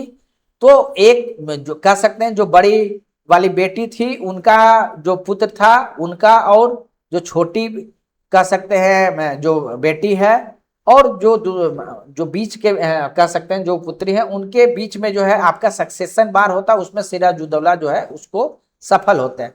अब जो बीच वाली का नाम आपको याद रखना चाहिए, घसीटी बेगम, ठीक है। छोटे जो बेटी है उनका जो यंगर सिस्टर है उनके बेटे हुए सिराजुद्दौला, और यह जो गद्दी पर बनते हैं। और बीच वाली जो कह सकते हैं हुए उनका घसीटी बेगम नाम है। उसका नाम इसलिए जरूरी है क्योंकि यह जो है कॉन्स्पिरेसी जब 1757 का होता तो वहां पर ये कह सकते हैं कि वह जो है ब्रिटिशर्स का साथ देते हैं, तो यह इंपोर्टेंट यहाँ पर। अब खैर ठीक है, सिराजुद्दौला जो है अभी गद्दी पर बैठ गए हैं, और यह जो है यह उस स्थिति में बर्दाश्त करने की स्थिति में नहीं थे कि आप जो है फोर्टिफाई कीजिए, और हमारा कोई भी राजा कोई भी जो नवाब है बर्दाश्त नहीं करेगा कि उसके क्षेत्र में कोई दूसरा जो व्यक्ति है वह जो है घेराबंदी करे, क्योंकि तो वो राजा के तो सोवरेंटी पे को ही चैलेंज है या नवाब के सोवरेंटी को ही चैलेंज है। इसका विरोध जो है किया गया, और फोर्ट विलियम पर यानी जहां पर उनका फैक्ट्री था उस पर जो है अटैक किया जाता है, हमला किया जाता है सिराजुद्दौला के द्वारा, और उसको सीज कर दिया जाता है। और फाइनली यहाँ जो हेड कर रहे होते हैं वो छोड़ के जो है वहां भाग खड़े होते हैं। और यहीं पर एक फेमस घटना जो है आपका ब्लैक होल ट्रेजेडी का आता है, जिसमें यह कहा जाता है कि लगभग 146 लोग जो है इसमें जो है एक स्मॉल स्पेस में 18 स्क्वायर फीट के स्पेस में जो है ब्रिटिशर्स को रख के जो है बहुत सारे लोग उसमें मृत जो है हुए। हालांकि इसमें हिस्टोरियन बाद में प्रूव किए कि इतने कम स्पेस में जो है इतने सारे ब्रिटिशर्स नहीं प्लेस किए जा सकते थे, इसलिए यह जो है यह सिर्फ कह सकते हैं कि एक आधार बनाया गया जिसके आधार पर जो है फाइट किया जा सकता है, वार किया जा सकता है, या फिर कह सकते हैं ये इस पर हिस्टोरियन का अलग अलग मत है। अब खैर ठीक है, जब यहाँ से फोर्ट विलियम से भाग जाते हैं जो लीड कर रहे थे, वो फाइनली रॉबर्ट क्लाइव, उस समय तक आपको पता है कि साउथ में जो है ब्रिटिशर अपना होल्ड बना चुके थे, और रॉबर्ट क्लाइव मद्रास से आप कह सकते हैं हेल्प करने के लिए यहाँ आए, और इस तरीके से जो साउथ से जो कह सकते हैं ट्रूप्स आए उनके मदद से वह जो है सिराजुद्दौला को डिफीट करने में सफल रहते हैं। और एक जो है ट्रीटी ऑफ जो है एक अलीनगर होता है, उसमें वो सारा कंसेशन जो है फिर से जो है ब्रिटिशर्स को दे दिया जाता है कि ठीक है फोर्टिफिकेशन किया जाए, वार इंडेमनिटी भी उनको जो है जो अमाउंट फिक्स हुआ वह भी दिया गया। तो यह चीजें तो चल रही थी, लेकिन तब भी जो है ब्रिटिशर्स को यह लग रहा था कि एक बार तो ठीक है हम लोग हरा दिए, लेकिन सिराजुद्दौला को बार बार हराना या बड़े वार में हराना जो है सफल हम लोग नहीं हो पाएंगे। उसके बाद क्या होता है, वह जो है कॉन्स्पायरेसी में वो जुट जाते हैं। अब क्या होता है ना कि एक सिराजुद्दौला का नेचर के बारे में अगर आप जानिएगा तो यह थोड़ा सा सस्पिशियस नेचर के थे। इसके कारण इनको अपने जो दीवान है, फिनांस मिनिस्टर है, सभी पर थोड़ा सस्पिशन रहता था, और इसका जो है लाभ जो है उठाया गया जो है आपका जो ब्रिटिशर्स है उनके द्वारा। इनके द्वारा जितने भी जो नाराज लोग थे उनको परस्यू किया गया कि आप जो है हमारा साथ दीजिए और हम आपको प्रॉपर बदले में रिटर्न आपको दिलवाएंगे। अब देखिए क्या क्या प्रोमिस जो है किया गया। मीर जाफर जो उनके मिलिट्री कमांडर थे उनको कहा गया कि आप सपोर्ट कीजिए, युद्ध में लगभग जो है आपको अपने जो ट्रूप्स होते हैं उनको आइडल रखना है, वो एक्टिव नहीं होंगे, हम आपको इसके बाद आप ही को नवाब बना देंगे। और एक और कह सकते हैं मिलिट्री कमांडर थे, उनको भी जो है ब्रिटिशर्स के द्वारा, ईस्ट इंडिया कंपनी के द्वारा जो है मिला लिया गया। लेकिन जो है दो कह सकते हैं मिलिट्री मर्दान, मीर मर्दान और मोहनलाल जो है, दो ऐसे मिलिट्री कमांडर रहे जो ब्रेवली जो है फाउट कह सकते हैं वहां पर जो है लड़ाई लड़े थे। अब साथ साथ ब्रिटिशर्स के द्वारा क्या किया गया ना कि जगत सेठ जो वहां के एक कह सकते हैं कि वेल्दी लोग में से थे, उनके द्वारा किसी चीज को लेके कॉन्फ्लिक्ट हुआ था, विवाद हुआ था सिराजुद्दौला से, और सिराजुद्दौला ने उनको पब्लिकली जो है स्लैप किया था। इसके कारण पर्सनल रिवेंज के रूप में जो है जगत सेठ जो है कॉम्बाइन करते हैं ब्रिटिशर्स का, ठीक है। उसी प्रकार से घसीटी बेगम जैसे बताए, क्योंकि ये चाहते थे कि इनका बेटा जो है गद्दी पर बने, तो यह भी नाराज थे। उसी प्रकार से मानिक चंद, वह भी एक मानिक चंद, दो एक्चुअल में दो मानिक चंद है, एक मिलिट्री कह सकते हैं पर्सनल थे जिनको कि कलकत्ता का चार्ज दिया गया था, वह थे। एक मानिक चंद जो है एक और जो है कह सकते हैं वेल्दी जो वहां के मर्चेंट्स थे, वह जो है व्यापारी थे, वह थे, ठीक है। एक ओमी चंद भी थे, वो के ओमी चंद वो व्यक्ति थे जो जितना कॉन्स्पिरेसी हो रहा था तो उसके लिए कोई ना कोई कह सकते हैं कि उसको लिंक स्थापित करने वाला, कोऑर्डिनेशन कराने वाला, कह सकते हैं मिडिल मैन टाइप से थे, तो वो ओमी चंद, ये सब ने एक प्लॉट किया। और उसी के कारण क्या हुआ कि जब 23 जून 1757 को जब एक्चुअली में युद्ध लड़ा गया, तो उस दौरान जो है सिराजुद्दौला जब वहां उस मैदान में गए तो लगभग ट्रूप्स पहले से क्योंकि कॉम्प्रोमाइज थे तो वो फाइट ही नहीं किए। बीच में क्या हुआ, एक और घटना हुआ था गन पाउडर को लेके। गन पाउडर, उसी दिन बारिश भी हुआ था। गन पाउडर जब ये देखे तो पता चला कि जो है अपना गन पाउडर के बारे में इनको बताया गया कि जो है बारिश का जो पानी है उससे भीग गया, इसलिए हम लोग जो है यूज नहीं कर पा रहे हैं। ब्रिटिशर्स ने क्या किया था कि उसको जो है कवर करके रखे थे, तो उनका गन पाउडर जो है बचा हुआ था। तब भी जो है सिराजुद्दौला को जो है वहां पर कह सकते हैं कि उनके जो कुछ मिलिट्री कमांडर थे जैसे कि मीर मर्दान थे, मोहनलाल, वह लड़ाई लड़े और बहुत जल्दी ही वह कह सकते हैं बहुत किसी मेजर फाइट के जो है युद्ध समाप्त हो गया। और यहाँ पर जो सिराजुद्दौला थे उनको कैप्चर करके जो सिराजुद्दौला के बेटे थे मीरान थे, उनके द्वारा हत्या कर दिया गया। अब यहाँ पर आपको यह समझ में आ गया होगा कि किस प्रकार से सिराजुद्दौला को जो है गद्दी से हटा दिया गया। अब इसके प्रभाव में देखिए क्या क्या हुआ। जैसा प्रोमिस किया गया था मीर जाफर को तो नवाब बना दिया गया, और यहां से आपको देखने को मिलेगा कि ब्रिटिशर्स जो है यहां से अपना पॉलिटिकल कह सकते हैं रूल जो है आपको शुरुआत देखने को यहां पर मिलेगा। एक्चुअली में 1757 में अगर आपको देखने को यह देखने को मिलेगा कि अभी भी वह एक ट्रेडिंग कंपनी के रूप में ही थे, लेकिन उनका आप कह सकते हैं कि पावर जो है अब पहले से बहुत अधिक बढ़ चुका है, ठीक है। यानी पावरफुल तो वो हो चुके हैं, लेकिन अभी भी ऑन पेपर कर सकते हैं, टेक्निकली कर सकते हैं, एक ट्रेडिंग कंपनी थे। और यहाँ से ड्रेन ऑफ वेल्थ भी आपका स्टार्ट होता है, क्योंकि यहाँ से बहुत सारा उसका एक्सप्लॉयटेशन आपका स्टार्ट होगा। क्यों? क्योंकि उसमें जो है आपका फ्री ट्रेड का जो राइट्स है उसको फुल्ली एक्सिक्यूट करने में सफल रहते हैं, जो फ्री ट्रेड राइट्स जो बंगाल, बिहार, उड़ीसा में मिलता है। अब इसके कारण जो इंडियन मर्चेंट्स थे वह तो कंप्लीटली जो है बाहर ही हो गए, क्योंकि एक तरफ एक ऐसा ग्रुप था जिनको बाहर से कह सकते हैं कि जो कपड़े आ रहे थे, क्लॉथ्स आ रहे थे, इनको सस्ता में अवेलेबल भी हो रहा था, और जो यहाँ के इंडियन मर्चेंट्स थे उनको ज्यादा प्राइस में मिलता भी था, और प्लस हर जगह पर ड्यूटी लगता था। तो यह जो है आपको पता चलेगा कि वह धीरे धीरे बाहर हो गए। और यही इसके बाद जो है आपका साल्ट पीटर का जो ट्रेड है वह पर भी आपका प्रभाव हो गया, सिर्फ और सिर्फ ब्रिटिशर्स का, ठीक है। अब इसके बाद क्या होता है कि बैटल ऑफ प्लासी में बहुत तरीके का क्लाउज रखा गया था, जो हम मॉडर्न हिस्ट्री के क्लास में कवर किया डिटेल से। उसमें एक मेजर जो इंपोर्टेंट है वह डिस्कस करते हैं कि मीर जाफर के पास सर्टेन जो है अमाउंट फिक्स किया गया था कि हमको इतना जो है अमाउंट आप ब्रिटिशर्स को पे करेंगे, प्लस रॉबर्ट क्लाइव के लिए भी जो है अमाउंट फिक्स था। अब क्या हुआ, ब्रिटिशर्स ने जितना अमाउंट एक्सपेक्ट किया था मीर जाफर के द्वारा, तो वह जो है उतना देने में सक्षम नहीं हो पा रहे थे। 1758 जाते जाते स्थिति ऐसा हो गया था कि बंगाल का ट्रेजरी लगभग खाली सा हो गया था। तो ब्रिटिशर्स के मन में आया कि हम लोग जितना चाह रहे थे मीर जाफर तो उतना कर ही नहीं पा रहा, तो क्यों नहीं इसको जो है हम लोग यहाँ से गद्दी से हम लोग हटा के किसी अन्य को जो है प्लेस करते हैं। और यही कारण है कि मीर जो ब्रिटिशर्स के द्वारा फिर से मीर जाफर को रिप्लेस करके मीर कासिम को गद्दी पर बैठाया गया। अब मीर जाफर और मीर कासिम के नेचर में देखिए डिफरेंस था। मीर कासिम भी उसी तरीके का प्रोमिस उनसे लिया गया कि आप जो है सर्टेन अमाउंट्स पे कीजिएगा। तो जितना भी तरीके का प्रो आप कह सकते हैं क्लाउज रखा गया, वो मीर कासिम ने उसको बहुत जल्द जो है पे कर दिया, जो भी अमाउंट फिक्स किया गया था उतना। उसके बाद वह चाहते थे कि हम इस जो बंगाल का रूल हम अपने तरीके से करें, और उसके बाद किसी तरीके का जो है इंटरफेरेंस जो है हम बर्दाश्त नहीं करेंगे।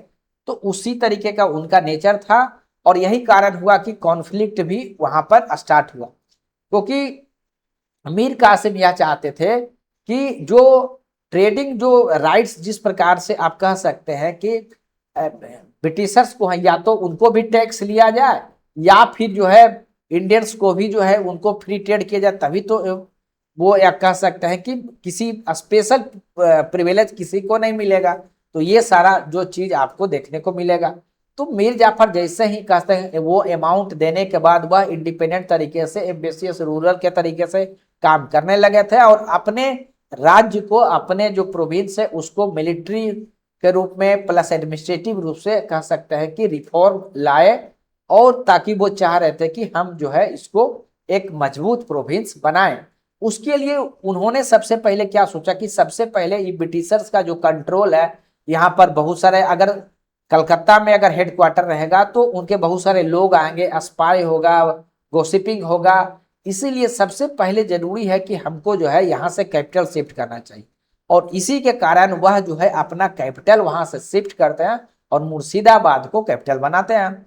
अब उसके बाद जो है, उसके बाद वो एक चीज और करते हैं कि उनको पता है कि हमको अगर जीतना है इनसे, तो हमको अपना जो मिलिट्री टूल्स है वह भी हमको अच्छा रखना पड़ेगा। तो इसका ये लोग जो है कोशिश करते हैं कि हम जो है उस किस प्रकार से उसको यहाँ पर आप कह सकते हैं कि उसके लिए जरूरी क्या होता है कि देखिए कि मुर्शिदाबाद से मुंगेर जब वो कैपिटल शिफ्ट किए, क्योंकि अगर आप मुंगेर की दूरी देखिएगा तो लगभग कलकत्ता से जो है आपका लगभग 400-450 किलोमीटर जो है होता है, ठीक है। इसीलिए जो मुर्शिदाबाद है, जो पहले आपको बोल दिया कैपिटल मुर्शिदाबाद किया गया था, उसको आप इग्नोर कीजिएगा, ठीक है। वो तो जो कैपिटल जो मुंगेर शिफ्ट किया गया मीर कासिम के द्वारा, वह जो है जो मेन जगह है जहां पर कि पॉलिटिकल सेंटर बना हुआ ब्रिटिशर्स का, उससे दूर रहे।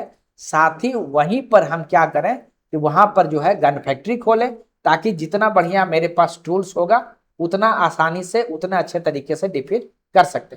तो यह जो है कोशिश जो है मीर कासिम के द्वारा किया गया। साथ ही टैक्स कलेक्शन के लिए भी जो है ऑफिशियल से अपॉइंट किए गए। तो ये सारा चीज जो है चल रहा था। अब देखिए दिक्कत कहां पर होता है, स्पेशली बिहार के केस में। राम नारायण उस समय के डिप्टी गवर्नर थे बिहार के। जब आपका मीर कासिम के द्वारा यह कहा गया कि जो रिवेन्यू अकाउंट है आप उसको सबमिट कीजिए, तो वह जो है उनके द्वारा सबमिट नहीं किया गया। ब्रिटिश ऑफिशियल जो वहां पर थे उनको आप कह सकते हैं कि हेल्प करने का बदला वह जो है राम नारायण को ही प्रोटेक्ट करने लगे। यानी कि जो मीर कासिम का जो डायरेक्ट अथॉरिटी है वही चैलेंज होने लगा, और यहीं से जो है सीरियस आपको कॉन्फ्लिक्ट या टेंशन देखने को मिलेगा आपका मीर कासिम और जो ईस्ट इंडिया कंपनी है उनके बीच में। उसके आगे हम लोग यह भी देखें कि किस प्रकार से जो दस्तक का मिसयूज करते थे, बस सेम चीज यहां पर फिर से कंटिन्यू रहा, ठीक है। अब उसके कारण स्टेट का रिवेन्यू का नुकसान तो हो ही रहा था, प्लस जो इंडियन मर्चेंट्स वह भी जो है आपका बाहर हो रहे थे। तो ये सारा जो है उनको समझ में आ रहा था, और इस स्थिति में जो है वह कभी भी एक मजबूत प्रोविंस नहीं बना सकते। इसीलिए वो क्या किया कि जितना भी इंटरनल ट्रेड ड्यूटी था, हम ब्रिटिशर्स से अगर ईस्ट इंडिया कंपनी से नहीं ले रहे हैं तो हम उस इंडियन से भी नहीं लेंगे। तो सेम तरीके से जितना भी कह सकते हैं ट्रेड ड्यूटी था सबको समाप्त कर दिया गया। और इसका आप कह सकते हैं कि सीरियस ऑब्जेक्शन जो है ईस्ट इंडिया कंपनी के ऑफिशियल्स के द्वारा किया गया, क्योंकि उनको अगर समाप्त कर दिया जाएगा तब तो वो इक्वल फुटिंग पर हो जाएंगे, तब तो जो है इंडियन मर्चेंट्स उनसे कम्पीट करेंगे। तो यह दोनों के बीच जो है टेंशन को बढ़ाने लगा। तो यह चीज आपको ध्यान रखना है, ठीक है। यानी कि जो ट्रेड प्रिविलेज जो मिला हुआ था, जो व्यापार करने में जो मिला हुआ था, उसको लेकर जो है कॉन्फ्लिक्ट स्टार्ट होता है। अब ब्रिटिशर्स जो है बैटल ऑफ बक्सर के पूर्व में बहुत जगह पर जो है उनको आप कह सकते हैं डिफीट कर चुके थे मीर कासिम को, जैसे कटवा है, मुर्शिदाबाद है, गिरिया है, सूटी है, मुंगेर है। यहाँ पर एक्चुअली में आप जो है वह मीर कासिमपुर में हार गए हैं। अब वो हारने के बाद क्या करते हैं, वह जो है उस समय आप कह सकते हैं एक बड़ा आर्मी, बड़ा आप कह सकते हैं फोर्स जो है अवध के पास था। तब मीर कासिम जो है आपका वहां से भाग के अवध के पास जाते हैं और वहां के जो आप कह सकते हैं जो रूलर्स हुए सुजाउद्दौला, ठीक है, उनके शरण में जाते हैं और वहां जाके वो ट्रिपल अलायंस जो है आपका बनाते हैं। जो अवध के नवाब थे सुजाउद्दौला उनका, और शाह आलम टू जो मुगल इंपेरर्स थे। शाह आलम टू आपको पता होगा वह मुगल इंपेरर थे जिनके पास ना कोई टेरिटरी था, ना कोई वेल्थ था, ना किसी प्रकार से प्रभाव था, लेकिन उनके पास लिजिटिमेसी था। क्यों? क्योंकि उनके जो फादर थे आलमगीर टू, उनका आप कह सकते हैं कि हत्या हो गया था। उसके बाद से शाह आलम टू जो है फ्यूजिटिव के रूप में जो है आपका अवध में रह रहे। तो वहां जाके तीनों ने एक कह सकते हैं ट्रिपल अलायंस बनाया, जिसका कि एक कॉमन मोटिव यह बनाने का कोशिश किया गया कि बंगाल से जो है आपको ब्रिटिशर्स को भगाना है और जो इंडिजिनस जो अथॉरिटी है उसको स्टोर करना। ऑल दो उनके बीच में कुछ अलग अलग तरीके का भी एम्स रहे होंगे, क्योंकि मुगल इंपेरियर का क्या फोकस होगा कि हम अपना अपने गद्दी पर बैठे, उसी प्रकार से अवध का क्या फोकस होगा कि अपने टेरिटरी को बढ़ाए, अपना प्रभाव बढ़ाए। तो इंटरनल आप कह सकते हैं कि वह एक द्वंद तो रहा ही, यानी यूनिफाइड कमांड तो नहीं मिल पाया, बैटल ऑफ बक्सर में भी नहीं मिल पाया, लेकिन हाँ एक अलायंस जो है आपका बनाया गया। और लेकिन होता क्या है, बैटल ऑफ बक्सर में फाइनली क्या होता, ब्रिटिश ईस्ट इंडिया कंपनी के द्वारा जो है आपका जो ट्रिपल अलायंस है उसको डिफीट कर दिया जाता। अब यहाँ पर जो 1757 में जो बात हुआ था, 1757 में जो बात हुआ था कि वहां पर किसी भी तरीके से मेजर मिलिट्री फाइट नहीं हुआ था, लेकिन यहाँ पर मिलिट्री फाइट भी हुआ और विक्ट्री भी मिला। इसके कारण से बहुत सारे हिस्टोरियन के द्वारा यह कहा जाता है कि यहीं से एक्चुअली में ब्रिटिश एम्पायर का एक्चुअल जो है कह सकते हैं शुरुआत होता है, क्योंकि यहाँ पर मिलिट्री विक्ट्री भी उनको मिलती है। अब देखिए अगर हम लोग इसके मेजर इंपैक्ट की अगर आप बात कीजिएगा तो ब्रिटिश जो है यहाँ पर आपको इमरजेंट कह सकते हैं कि एक बड़े पावर के रूप में जो है, डोमिनेंट पावर के रूप में जो है इवोल्व होते हैं, ठीक है। और यहां से ब्रिटिशर्स जो है सुप्रीमेसी बढ़ते जाता है और फिर से जीतने के बाद वो फिर से जो है मीर जाफर को जो है वो फिर से जो है नवाब वहां से बनाते हैं और मीर जाफर जो है एक पपेट रूलर के रूप में फिर से वहां से फंक्शन करते हैं, ठीक है। और अगर टेरिटोरियल और जो कॉमर्शियल गेन की बात कीजिएगा, देखिए मीर जाफर उस बात, क्योंकि पपेट कह सकते हैं नवाब के रूप में ही बन रहे थे, तो जो डिस्ट्रिक्ट ऑफ मिदनापुर, बर्धमान और चिटगांव जो है टेरिटरी जो है आपको ब्रिटिशर्स को चला गया, ठीक है, ताकि वो अपने आर्मी को मेंटेन कर सके। इस आधार पे जो उनका मेन पर्पस था कि वह पूरा बंगाल, बिहार, उड़ीसा में फ्री रूप से बिना किसी ड्यूटी का ट्रेड कर सके, व्यापार कर सके, वह उनको मिल गया। और साल्ट पर जो है सिर्फ 2% का ड्यूटी जो है वहां पर रहा। अब लेकिन उससे भी बड़ा बात देखिए क्या हुआ कि वहां पर पपेट के रूप में जो है वहां पर मीर जाफर है, लेकिन रियल पावर जो है आपका, आप कह सकते हैं वहां के जो नायब सूबादार थे, जिसका की अपॉइंटमेंट जो है ब्रिटिशर्स के द्वारा होता था, उनके पास रहने लगा, ठीक है। यानी कि जो नवाब कह सकते हैं वो नाम के रह गए, नॉमिनल रूलर के रूप में रह गए, जबकि जो ईस्ट इंडिया कंपनी था वह जो है रियल पावर आप कह सकते हैं कि वह एक्सप्लॉइट जो है कर रहा। जब कोई भी आप कह सकते हैं कि युद्ध होता है, वार होता है, तो ट्रीटी भी होता है। तो ट्रीटी ऑफ इलाहाबाद जो है आपका होता है, जो बैटल ऑफ बक्सर के बाद आपको होता है, या जो है रॉबर्ट क्लाइव के द्वारा जो है साइन किया गया है, ठीक है। अब इसमें दो जो मेन प्लेयर्स हुए, जो सुजाउद्दौला और शाह आलम टू, दोनों के साथ जो है दो इंपोर्टेंट ट्रीटी है, उसके प्रोविजंस भी बहुत इंपॉर्टेंट है, उसको भी हम लोगों को समझना चाहिए। अब देखिए जो सुजाउद्दौला हुए उनके साथ जो है किस तरीके से देखिए ट्रीटी में हुआ। सबसे पहले उनको यह कहा गया कि आप इलाहाबाद जो कारा है वह आप जो मुगल के जो कह सकते हैं इंपेरियर हैं, जो शाह आलम टू हैं, उनको दे दीजिए। और यही बात उनको कहा गया कि आप जो है शाह आलम टू को भी ब्रिटिशर्स कहते हैं कि आपको इलाहाबाद में आप रहिए, आप पेंशन जो है आपको जो है दिया जाएगा, यह चीज है। प्लस जो सुजाउद्दौला हुए उनको कहा गया क्योंकि ईस्ट इंडिया कंपनी का वार में बहुत सारा नुकसान हुआ, तो वार इंडेमनिटी के रूप में आप 50 लाख पे कीजिए, ठीक है। उसी तरीके से जो बलवंत सिंह है उनका स्टेट जो है रिस्टोर कर दिया गया। साथ ही यह भी किया गया कि फ्रेंडली रिलेशन जो है आपका ईस्ट इंडिया कंपनी से रहा। ठीक है, अब देखिए इसका रिजल्ट क्या हुआ। इसका रिजल्ट यह हुआ, ब्रिटिशर्स क्यों चाहे, अगर अवध को हरा ही दिए थे तो डायरेक्ट कब्जा में लेना चाहिए था। लेकिन ब्रिटिशर्स बहुत ही केयरफुल थे, बहुत ही टैक्टफुल थे। उनको पता था कि एक बहुत बड़े क्षेत्र को कंट्रोल करने के लिए अभी उनके पास कंप्लीट रूप से मशीनरी नहीं है, क्योंकि अभी भी अगर इंडिया में देखा जाएगा तो उस समय जो मराठा है अफगान का बराबर जो है अटैक होता था।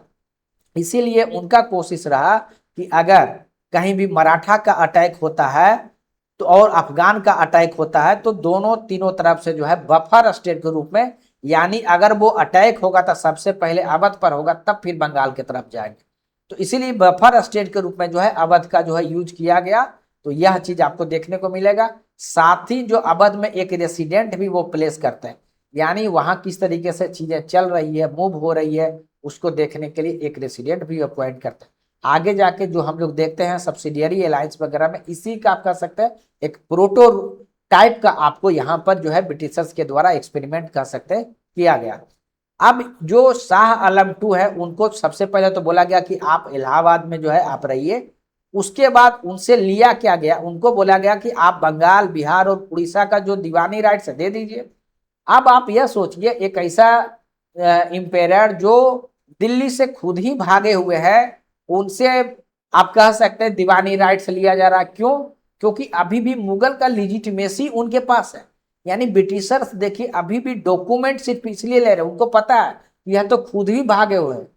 लेकिन जिस प्रकार से वहां फरमान का वो यूज कर रहे थे, उसी प्रकार से यहां भी अगर आप देखिए तो वह जो है दीवानी राइट का जो फरमान है वह सालम टू से लेते हैं, जबकि वो खुद एक कह सकते हैं फ्यूजिटिव है। तो यह चीज है। साथ ही उनको कहा गया कि 26 लाख जो है हम आपको एनुअली जो है आपको पे भी करेंगे, इसके लिए आप हमको दीजिए।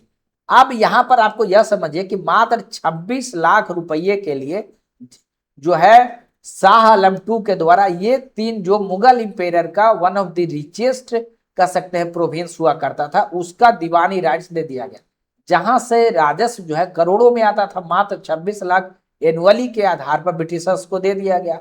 तो यह आप यहां से आप देख सकते हैं कि कितना जो है इकोनॉमिकल बेनिफिट जो है आपको ब्रिटिशर्स को मिला। एक चीज यहां पर और क्या होता है कि दो तरीके का फंक्शन होता है, एक निजामत फंक्शन होता है, एक सिविल फंक्शन होता है। निजामत फंक्शन मतलब सिविल तरीके का जो वर्क है, लॉ एंड ऑर्डर है, जस्टिस करने का काम है, वो है। तो ब्रिटिशर्स ने जो है उसके लिए जो है आपका ड्यूअल गवर्नमेंट टाइप से जो है आपका जो है कंसेप्ट जो है अपनाते हैं। तो ठीक है, उसको आगे के स्लाइड में चर्चा करेंगे ड्यूअल गवर्नमेंट के बारे में।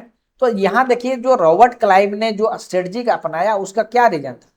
डायरेक्ट जो एनेक्सेशन है वो अवध का इसलिए वो नहीं किए क्योंकि उनको पता था कि प्रशासनिक बर्डन भी बढ़ेगा, खर्च भी बढ़ेगा, उस तरीके से जो है। इसीलिए वो क्या चाहते थे कि एक बफर स्टेट के रूप में उनको रहे और डायरेक्ट कॉन्फ्लिक्ट उनका मराठा और अफगान से ना हो।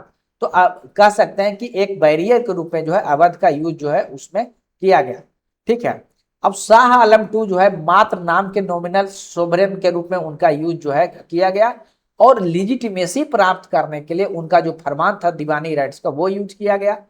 अगर ट्रीटी ऑफ इलाहाबाद के सिग्निफिकेंस की बात कीजिएगा तो पॉलिटिकल में जैसा कि हम लोग देखें कि ब्रिटिश का जो सुप्रीमेसी है यहाँ से स्टार्ट होता है। एडमिनिस्ट्रेटिव में अगर बात कीजिएगा तो दीवानी राइट्स मिल जाता है, यानी कि टैक्स कलेक्शन करने का बिहार, बंगाल से, बिहार से, उड़ीसा से उनको अधिकार मिल जाता है। ठीक है, तो यह चीज है। तो नाम का जो वहां के नवाब रहे वह उनके पास जो है निजामत फंक्शन यानी विधि व्यवस्था संभालने का, जस्टिस करने का, ये उसी तरीके का बात हो गया कि जहां आप कह सकते हैं कि पावर विदाउट रेस्पॉन्सिबिलिटी मिल गया, आप कह सकते हैं कि ब्रिटिशर्स को, और यहां पर रेस्पॉन्सिबिलिटी मिल गया लेकिन पावर नहीं। कोई भी अगर आप समझ के चल सकते हैं कि जो वहां के नवाब होंगे उनके पास किसी प्रकार से टैक्स कलेक्शन का अधिकार नहीं है, लेकिन अगर किसी प्रकार का कोई इशू होता है, विधि व्यवस्था का इशू होता है या अन्य तरीके का पब्लिक डिमांड होता है, तो वह सब नवाब देखेंगे। तो आप समझिए कि किस प्रकार का सिस्टम जो है वहां पे चल रहा था, और स्ट्रेटेजिक रूप से अवध जो है आपका बफर स्टेट के रूप में काम कर रहा था। ठीक है, अब उसके आगे देखते हैं हम लोग। ठीक है, अब हम लोग देखते हैं डायआर्की, जो हम लोग अभी चर्चा कर रहे थे कि किस प्रकार से सिस्टम जो है यहाँ पे आपका चलाएगा। तो बैटल ऑफ बक्सर के बाद जब ट्रीटी ऑफ इलाहाबाद होता है तो दीवानी राइट्स जो है आपका मिल जाता है उनको, और ड्यूअल गवर्नमेंट आता है। अब दीवानी राइट्स जो है आपका ईस्ट इंडिया कंपनी के पास है, निजामत से संबंधित जो है नवाब के पास।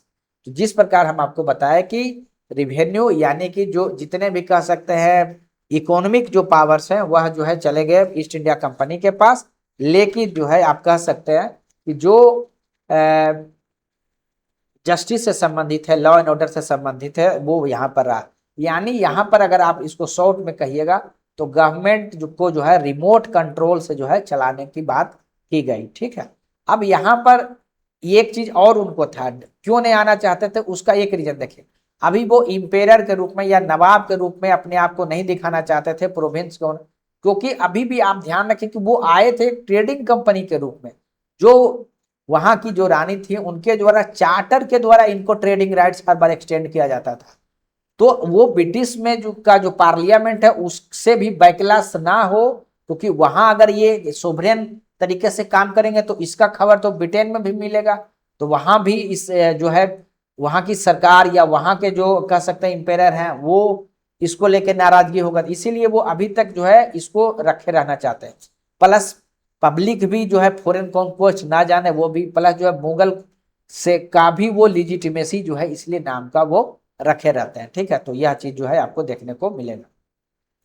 अब इसी के तहत जो है आपका एडमिनिस्ट्रेटिव चेंजेस में अगर आप देखिएगा तो आपका जो धीरज नारायण है उनको जो है बिहार का एडमिनिस्ट्रेट करने के लिए जो है सुपरविजन करने के लिए अपॉइंट किया जाता, और सीताब राय जैसा कि आपको पूर्व में भी चर्चा किए उनको जो है आप कह सकते हैं दीवान के रूप में जो है रिवेन्यू कलेक्शन के लिए किया जाता है। रीजन पूर्व में आपको बता चुके हैं।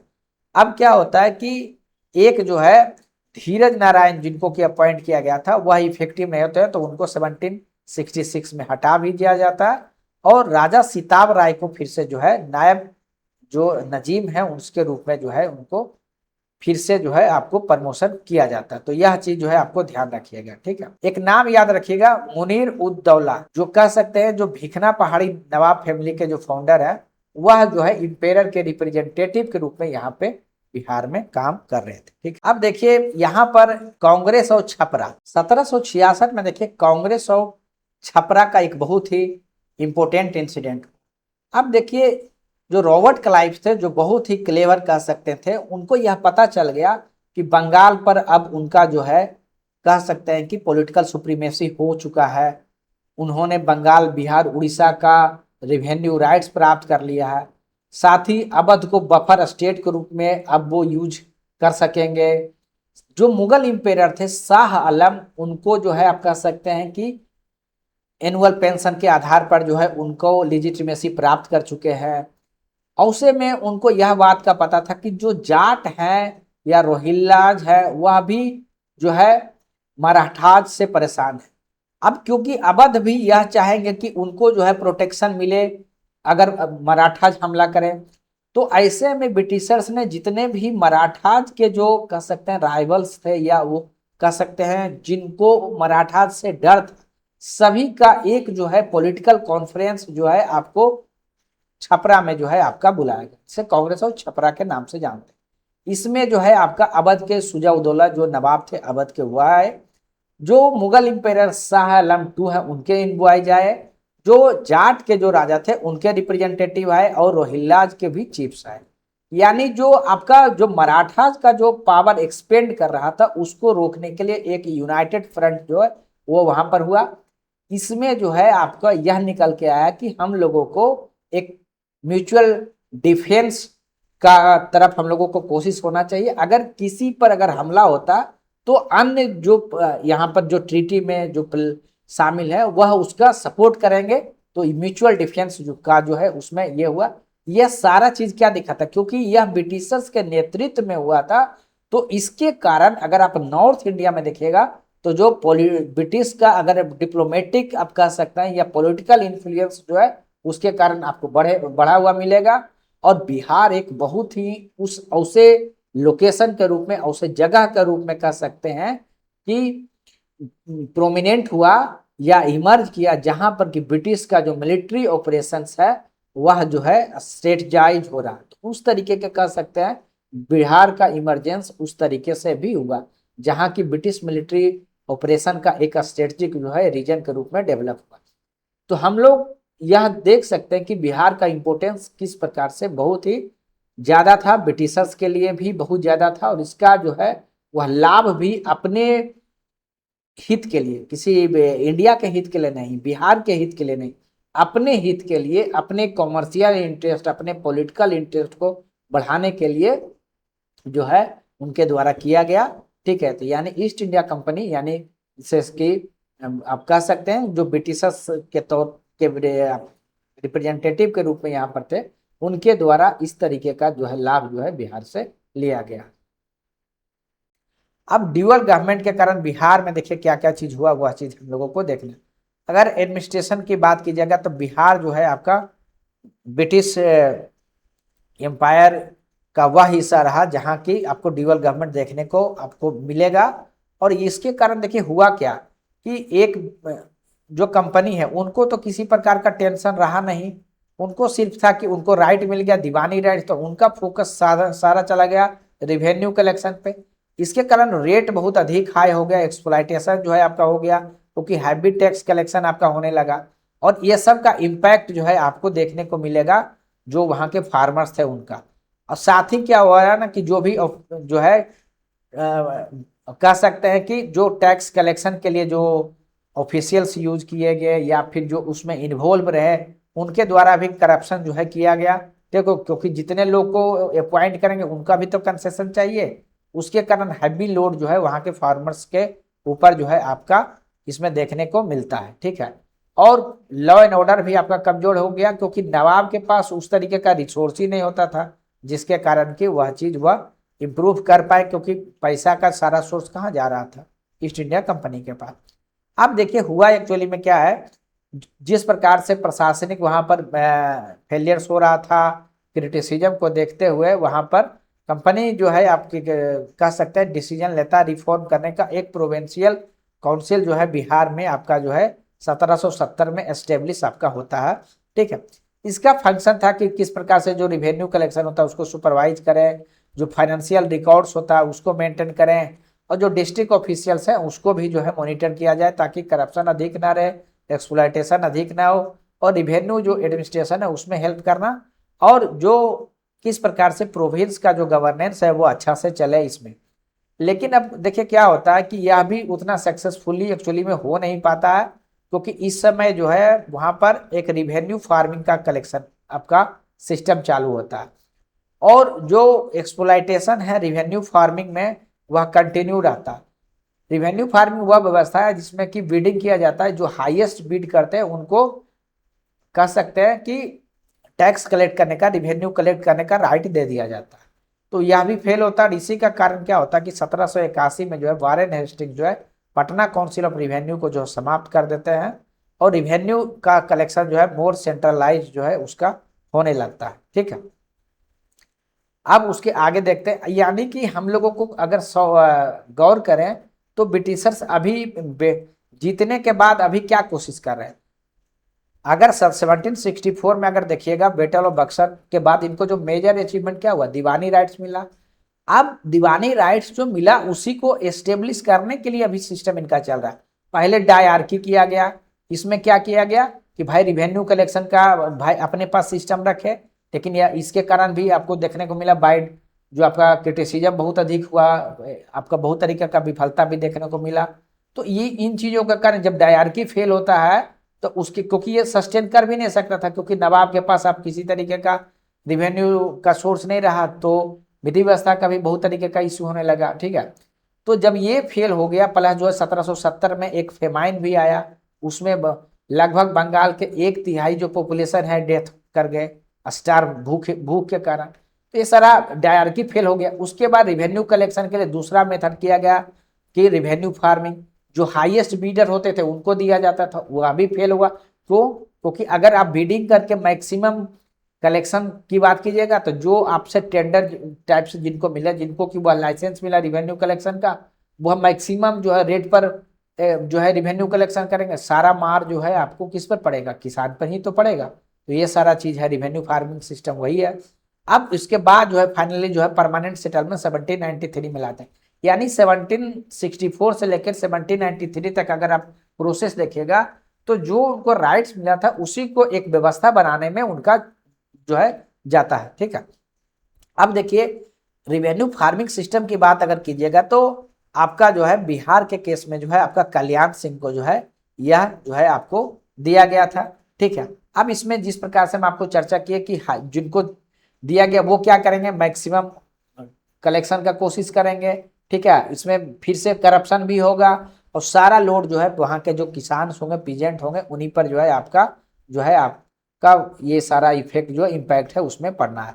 ठीक, अब इसमें डायरकी का अगर ओवरऑल बिहार में अगर आप प्रभाव देखिएगा तो होता क्या है एक्चुअली में, अगर आप पॉजिटिव इम्पैक्ट की बात कीजिएगा तो यह बात सही है कि जो है रिवेन्यू एडमिनिस्ट्रेशन जो है कुछ ऑर्गेनाइज हुआ। ठीक है, और बिहार जो है आप कह सकते हैं कि कुछ हद तक स्ट्रेटेजिक मिलिट्री इंपोर्टेंस का जगह भी जो है आपका बना। और ब्रिटिशर्स के केस में देखिएगा तो ब्रिटिश का जो है अथॉरिटी जो है यहाँ पर इम्प्रूव हुआ क्योंकि रिवेन्यू कलेक्शन का सारा पावर जो है उनके पास गया।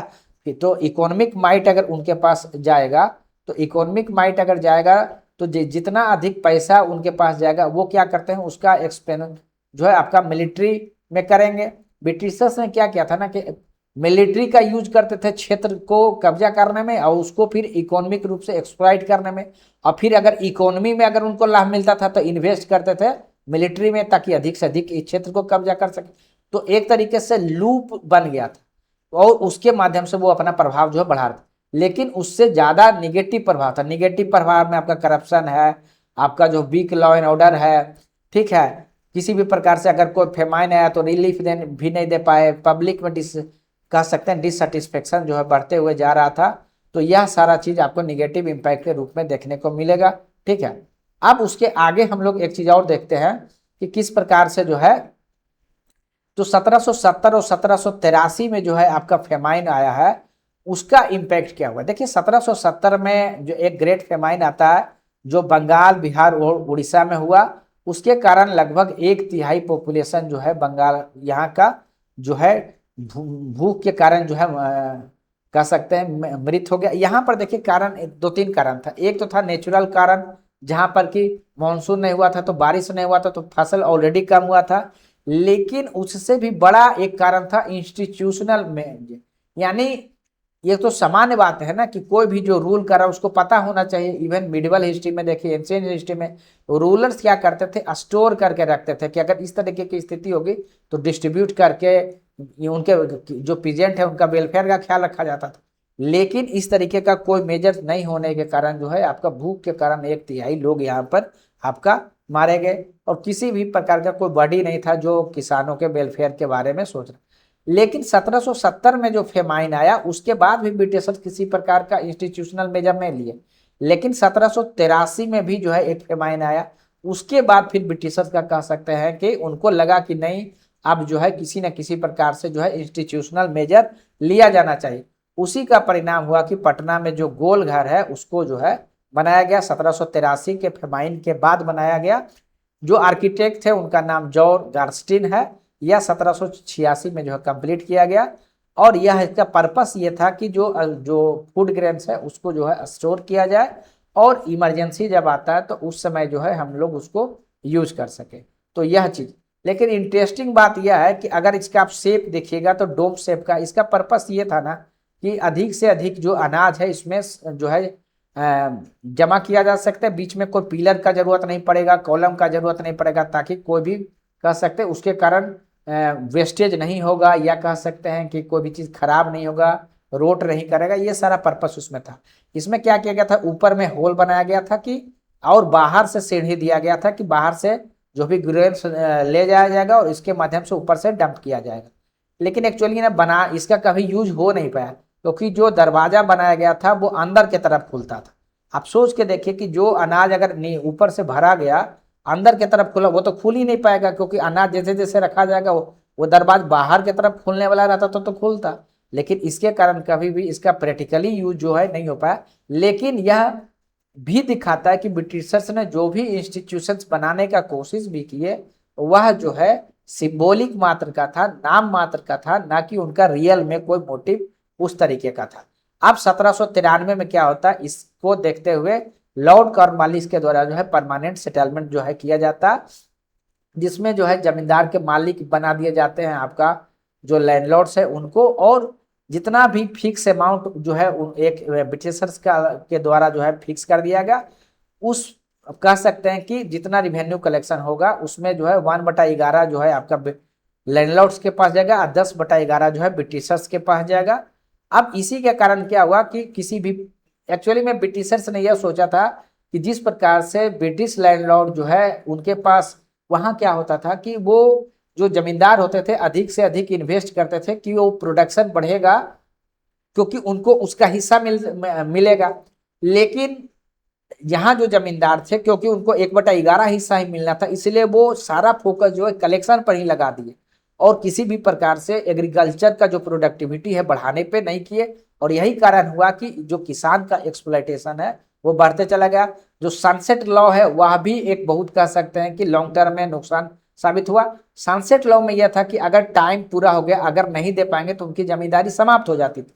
अब उसके कारण क्या होता था, बहुत तरीके का कनेक्शन बन गया, बहुत बार जमींदार जान के नहीं देते थे और अपने डमी को फिर से जो है वहां पर कह सकते हैं कि कम रिवेन्यू पे जो है कम लगान पे वो खुद से जो है वो उसमें शामिल हो जाते थे। प्लस पैसा का बात हो गया तो ये जो इस सिस्टम में बहुत सारे जो मनी लेंडर्स हैं या फिर कह सकते हैं वेल्दी लोग सब वह भी शामिल हो गए। और वो अपने तो शहर में रहते थे लेकिन उनका नीचे जो बहुत सारे कह सकते हैं लेयर्स हो गए, सब इन्फ्यूडेशन टाइप से हो गया कि वह ग्रामीण क्षेत्र में वह रिवेन्यू कलेक्शन करते थे। क्योंकि लेयर बहुत अधिक हो गया तो सबके लेयर पर अगर आप देखिएगा सब लोग अपना एडवांटेज चाहेंगे, उसमें कमीशन चाहेंगे, इसके कारण सारा जो लोड है वह जो है आपके किसान पे पड़ा। ठीक है, तो यह चीज हो, यानी कि अब्सेंटी लैंडलॉर्ड, ऐसे लैंडलॉर्ड्स की संख्या बढ़ गई जो गांव में नहीं रहते थे, शहर में रहते थे, लेकिन उनके नीचे जो है वो व्यक्ति अपॉइंट किए हुए रहते थे, वही कलेक्शन करते थे। मनी लेंडर्स भी इस सिस्टम में घुसे इसी कारण। ठीक है, और एग्रीकल्चर किसी प्रकार से जो है इंप्रूवमेंट नहीं हुआ। और फाइनली जो है इन सब का इम्पैक्ट जो है आपको बंगाल टेनेंसी एक्ट में लगभग, अब सोच के देखिए कि किस प्रकार से आपका 1793 में जो आपका लाया गया, यह बहुत 10 साल में ही पता चल गया था ब्रिटिशर्स को कि यह किसानों के लिए किस प्रकार से नुकसान कर रहा। तब भी ब्रिटिशर्स जो है लगभग उसके बाद 80-90 साल लगता है जब वह बंगाल टेनेंसी एक्ट जो है 1885 में लेके आते हैं। तो हम लोग देखें कि किस प्रकार से बिहार जो है इम्पोर्टेंट है, किस प्रकार से यहाँ पर फेमाइन आया, किस प्रकार से बिहार का इम्पोर्टेंस है। तो ये सारा चीज जो है आज हम लोग बहुत ही डिटेल तरीके से देखे, किस प्रकार से एक्सप्लॉयटेशन किया गया, सारी चीज को हम लोग देखे, बिहार किस प्रकार से धूरी था यह भी देखे। साथ ही यहाँ पर हम लोग यह भी समझे कि जिस प्रकार से एंशियंट हिस्ट्री में बिहार का अपना इंपॉर्टेंस था, उसी तरीके से मॉडर्न हिस्ट्री में भी बिहार के अपने सब तरीके से इंपॉर्टेंस है। स्ट्रेटेजिक इंपॉर्टेंस भी था और कह सकते हैं इकोनॉमिक इंपॉर्टेंस भी, सारे चीज का अपना इंपॉर्टेंस था। तो इसको हम लोगों को ध्यान में रखना, और किस प्रकार से आगे आने वाला जो वीडियो है उसमें हम लोग कवर करेंगे कि इन सब जो एक्सप्लॉयटेशन है उससे किस प्रकार से रिवोल्ट के रूप में रिफ्लेक्शन हुआ, कौन कौन से रिवोल्ट हुए, उसको जो है आप लोग जो है अगले आने वाला वीडियो में जो है उसको हम लोग कवर करेंगे। तो थैंक यू वेरी मच दोस्तों, और उम्मीद करते हैं कि आपको यह वीडियो अच्छा लगेगा, साथ ही आपको यह हेल्प करेगा बीपीएससी का जो भी सिलेबस है उसको कंप्लीट करने में। अगर आपको ये वीडियो अच्छा लगता है तो काइंडली आप इसको लाइक कीजिए, सब्सक्राइब कीजिए और जो है उसको अधिक से अधिक लोगों के बीच जो है इसको शेयर कीजिए। तो थैंक यू वेरी मच, और नेक्स्ट वीडियो तक आप सभी जो है अधिक से अधिक लोगों को शेयर कीजिए। Thank you very much, thank you.